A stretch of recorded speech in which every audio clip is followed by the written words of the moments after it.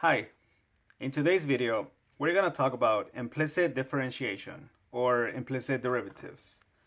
So up to this point, we've been dealing with derivatives that have a single variable. So something like this, f of x equals x squared plus 3x plus 8. And if you were to get this derivative, you'll get 2x plus 3. So that's our basic differentiation that we've been dealing with so far. Now we're going to deal with equations that contain x and y. So how do you solve those? So implicit differentiation, you're going to use it when x and y are related by an equation. To solve this type of equations, you're going to use a chain rule. So if your function or your equation contains y, you will use the chain rule to solve it. The notation for implicit differentiation is usually dy over dx. The goal of implicit differentiation is to solve for dy dx. So once we set up the problems, our goal is to have dy dx equals the rest of the stuff. For implicit differentiation, it's important that you know your algebra. You're going to be using basic algebra when solving these equations. So now that we know the basics of implicit differentiation, let's work on some problems. Here we have x squared plus y squared equals 30. These are some steps that I usually follow when working with implicit differentiation. The first thing you got to remember is that you are getting the derivative. So you are finding the derivative for the equation. Now, one thing you just want to keep in mind is that anywhere you have x, you get the derivative. Anywhere you have a constant, you also get the derivative. Anywhere you have y, you have to get the derivative, but you also have to multiply it by dy dx. Now that we have the derivative for this equation, so notice that we did exactly as the first step says. We get the derivative for every single part of the equation. However, anywhere you have y, you have to multiply y times dy dx. Now, you're only going to use that when you're getting the derivative of y. Our next step is to regroup. This is where your algebra comes in. Since we're trying to solve for dy dx, we have to move the equation around to get it to where in the end dy dx is on one side. Now that we implemented some algebra, on the next step, when you have longer equations, you do have to do some factoring. In this case, we just have to simplify and solve for dy dx.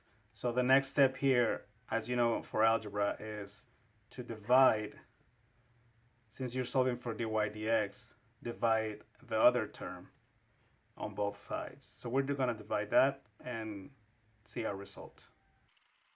Okay, so now that we simplify the equation here, remember we divided 2y on both sides and we ended up with dy dx, which is the goal for implicit differentiation, equals negative 2x over 2y.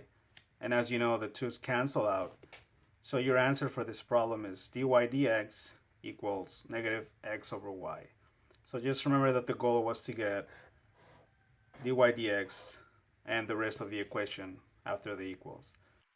Now we have to get the derivative for this function. Just notice here that since you have x times y, in this section here, you have to use the product rule. So whenever you're solving your equations, just take a look at the problem and see which rules you're going to be using. Now in this section, we're going to see that we're not always going to use dy dx when working with y. You're only going to use it when you're getting the derivative of y. Now that we have the derivative, this is what I mean by you don't always use dy dx when working with y, only when you need to get the derivative. So in this case, on the first part of the product rule, we needed to get the derivative for y, which is 1. And this is where we do use dy dx. But on the second part, we didn't have to get the derivative for y, so we only use y and the derivative of the first.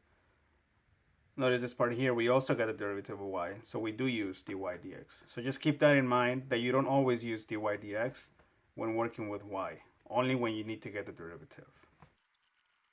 Now that we simplify the function, just keep in mind that we skipped 1 or 2 steps in order to get here.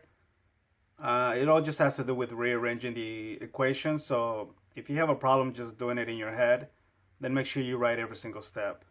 But as far as this, all we have to do is divide by 2y minus x on both sides so we can get the result. Okay, so once we divided by 2y minus x, those cancel out, move that here, and then your final answer is dy dx equals 2y negative 3x squared over 2y minus x. And that's it. Here we have an equation with a little bit of trig. So when working with these problems, just know what you're looking at. Here we have a cos x. Just keep in mind that that's multiplied times sine y. So here you have to use the product rule again. Okay, so now we have the derivative. Notice here we only use dy dx when we got the derivative for y, but not on this side, since here you just copy and paste. Here we just simplify the function a little bit, multiplying sine y times negative 8 sine x, we get negative 8 sine x sine y. And finally, to get dy dx, we just have to divide 8 cos x cos y to both sides of the equation. After dividing both sides of the equation by 8 cos x cos y, this cancels out, and this is your answer.